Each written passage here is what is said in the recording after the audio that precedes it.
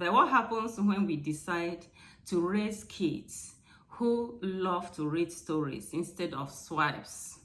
In today's video, we'll be discussing simple, realistic habits that can help you to raise children who love reading instead of the screen. Whether you are a parent, a teacher, a caregiver, the practical steps we are discussing today will help you to raise children who will love reading. But first, why reading? Why is it so important that we read? Research shows that reading strengthens attention span, boosts vocabulary, and builds empathy in our children, as opposed to excessive exposure to the screen, which delays language development and affects focus. So let's dive into the habits, the things we need to do in order to raise children who love books instead of the screen. The very first habit here is to create a reading first environment. Now, what do I mean by a reading first environment? This is a home environment where there are books everywhere. Books are placed at strategic places in the home. Books are placed beside the child's bed. Books are placed at the dining table, even in the bedroom. So the child looks around and he sees books everywhere, right? And when we talk about reading, most times it's not only when we spend 2 hours at a stretch reading. Professor Chinachebe says that each time you open a book, you learn something new. So if books are very accessible, in this type of home, books are highly accessible and the child can always flip through books at any given time in the home. And the beautiful thing is that such books are usually exchanged, okay? Such books are usually changed from time to time. So you see that that child has access to books, okay?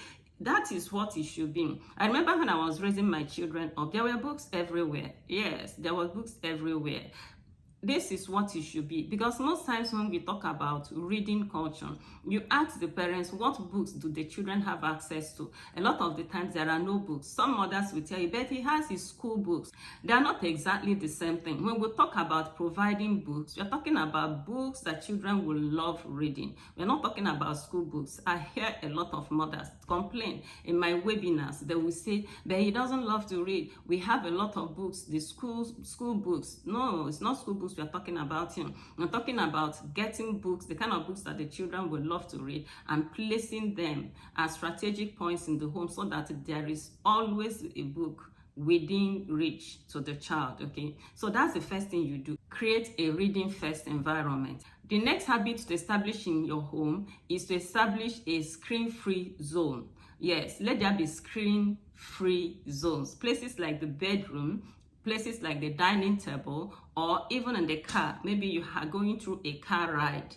Establish a screen-free zone. Now, when this is established, you can see that during dinner, you can talk about books, or an audio book could be playing, or the child, every family member is given an opportunity to talk. We are human beings, we are family, for Christ's sake. Because if you don't do certain things, you will see that continuously people will just be with their screens, which is not good. You should be able to talk, discuss with your parents, discuss with your children what's going on, how was school today. Talk. Human beings should be able to talk. And then when you have finished, maybe there is a new book on the table, you want to flip through it, you enter your bedroom, there is a book instead of a screen. So establish a screen-free zone in your home. That's another habit. The next habit is to make reading a social thing. Make it social. By this I mean, maybe you are in a neighborhood where you have neighbors who have children the age of your children. You can encourage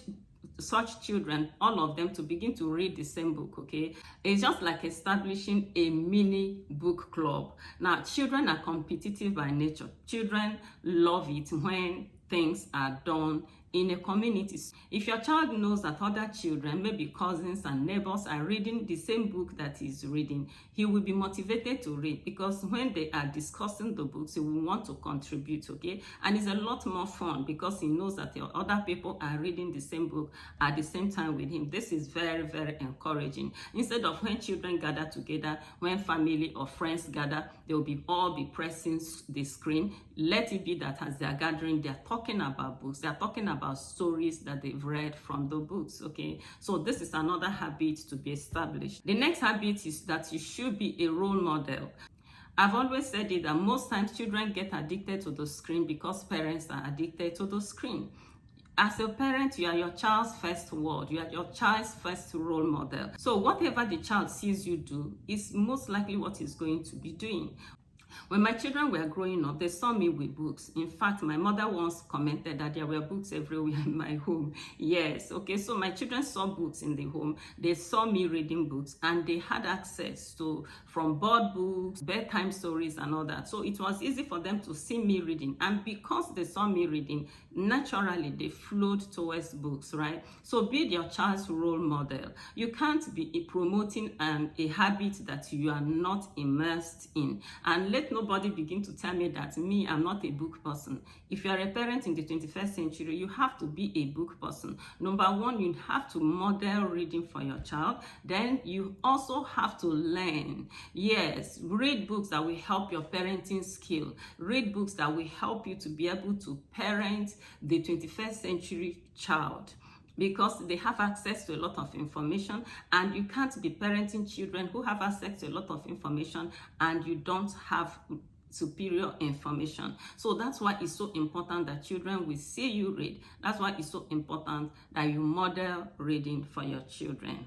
The next thing you need to do is to allow your children choose. Yes, you can take your children to the bookshop, take them to the libraries, let them choose the kind of books they love to read. You see, here, there is a dispensation clash, because you see, when we were growing up, the kind of books that children are interested in reading now, we are not available. So I see mothers who will tell me, I don't understand what he's reading, the kind of things he wants to read, just diagrams. Mothers, they can't understand. But in the life of the children, these are the kind of things they are reading now. So parents, please take your children to the bookshop, allow them to pick the kind of books they love to read. And at a very young age, what they really love to read are things like comics. They love to read, graphic novels. They want to read maybe joke books. All these kind of things do not make sense to parents, but let them be. Some of these things are entry point books, right? They are books that children begin to read that will usher them into reading the kind of books that you know. But for now, allow them to choose the kind of books they love to read.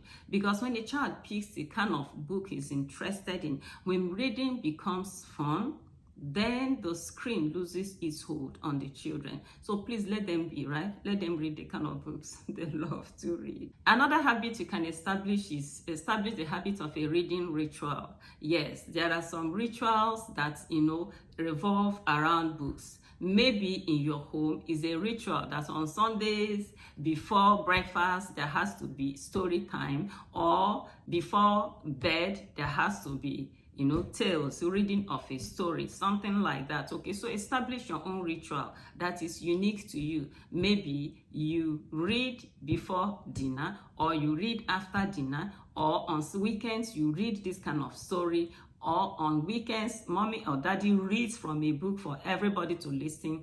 You have to establish book related rituals that is unique to your own family. Every family have their own. I remember when my children were growing up, we would take turns to tell Bible stories. And when my son was much younger, then I think he was just 5, then we knew once it was his turn, he would tell us the story of David and Goliath. We will all listen and say, really? Wow, okay. Then we had listened to that story several times, okay? So establish your own family ritual. The last habit I have here is that you should celebrate books. Yes, if you finish reading a particular book, you should be able to celebrate it. Or your child finishes reading a particular book, you should be able to celebrate it. I remember when my children were growing up, there was this voluminous book titled Aesop's Fables, okay? Aesop's Fables. It was a collection of stories, but they all had morals to teach children, but they were very interesting stories. So if a child picks a book like that and finishes reading it, you celebrate him. Wow, buying a little snack, celebrating it has a way of, boosting the confidence of that child. We want to read another one. Children generally love being complimented, okay? So celebrate books, celebrate the fact that they have been able to read a particular book, and encourage them, compliment them, so that they will go ahead and want to read more. By the time you finish doing all this, right, they all appear to be very simple habits, but collectively they are very powerful in establishing a reading culture in a child. Okay, so I want to encourage you to begin to give attention to those things that we have said, whether you are a parent, you are a teacher, you are a caregiver. If you do all this consistently, you will see that your child will begin to love reading. Now, thank you so much for being a part of this beautiful video. I want to encourage you to subscribe to my channel if you've not done so, and put on the comment section which of these points resonates with you best. If you're interested in watching videos like this that teach on how to give children a reading culture, please feel free to click the playlist above. Until I come your way next time, keep reading.